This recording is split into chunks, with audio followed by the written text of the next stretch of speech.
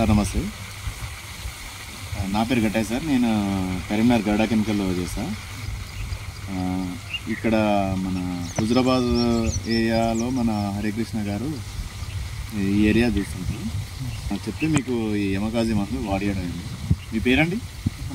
కమలాకరావు. ఊరి పేరు? వీరనారాయణ. ఎన్ని ఎకరాలు చేస్తారు పొలం?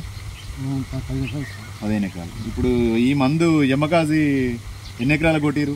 15 ఎకరాలు కొట్టిరు. ఎన్ని రోజులు అవుతుంది సార్? 5 రోజులు అవుతుంది. ఎట్లుంది మన ప్రాబ్లం? ఎట్లుంది సార్? ఆగిందా తెగుళ్ళు కానీ? ఏమేమి కంట్రోల్ అయినా సార్?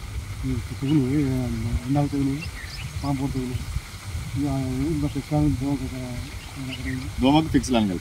ఇప్పుడు మన తెగుళ్ళకైతే యమకాజీ మొత్తం 15 ఎకరాలకు వాడారు. ఓకేనా? రిజల్ట్ బాగుందా? మీ కంట్రోల్ ఉంది. కొత్త ఈ పోడాకులకు ఏమన్నా వచ్చిందా? ఆగిపోయిందా? పోడాకులకు కొత్త ఆకులకు, పాత ఆకులకు అయితే ఆగిపోయింది. కొత్త ఆకులకు అయితే ఏం రాలే.